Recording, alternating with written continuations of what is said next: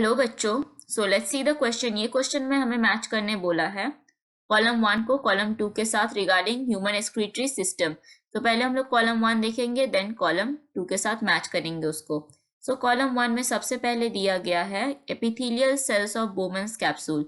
सो जो epithelial cells है Bowman's capsule का, उसे क्या कहा जाता है? उसे क्या कहा जाता है? पोडोसाइट्स। सो सिंपली पोडोसाइट्स को कह सकते हैं they are epithelial cells of Bowman's capsule, जो कि पाया जाता है इन किडनीज। ये क्या करता है? ये रैप करता है, it wraps around capillaries, around capillaries. किसके कैपिलरीज को ये रैप करता है?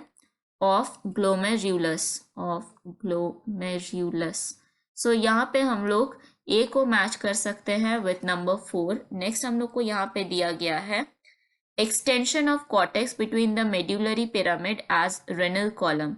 सो यहाँ पे बी को हम लोग मैच कर सकते हैं with columns of बर्टीनी।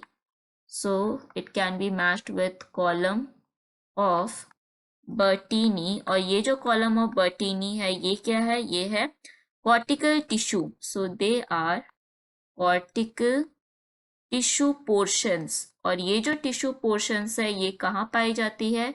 They are found between medullary pyramids, between medullary pyramids. So हम लोग यहाँ पे B को मैच कर सकते हैं with number 5. नेक्स्ट हम लोग का यहाँ पे C पे दिया हुआ है nephrons with long loop of Henle running deep into the medulla.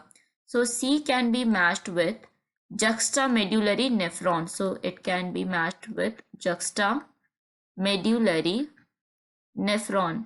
सो हम लोग को पता है नेफ्रॉन बेसिकली होता क्या है? ये basic structural and functional unit होता है किडनी का। एंड ये जो जक्स्टामेडुलरी नेफ्रॉन है, ये क्या है?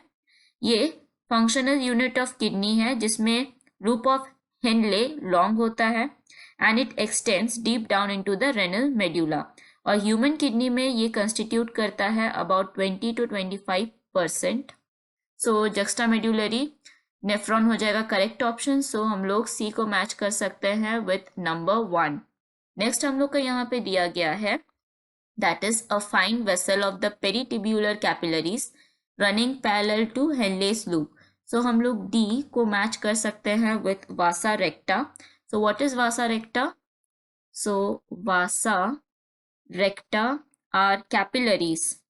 सो they are basically capillaries, blood capillaries that are long hairpin shaped, and they are blood vessels that run parallel to loop of Henle. So they runs parallel to loop of Henle और Henle's loop.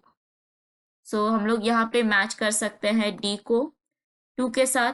Next हम लोग का दिया गया है E में, जो कि है a special sensitive region in the DCT and efferent arteriole at the location of their contact. So DCT को हम लोग अगर फुल फॉर्म देखें जिसका है distal convoluted tubule.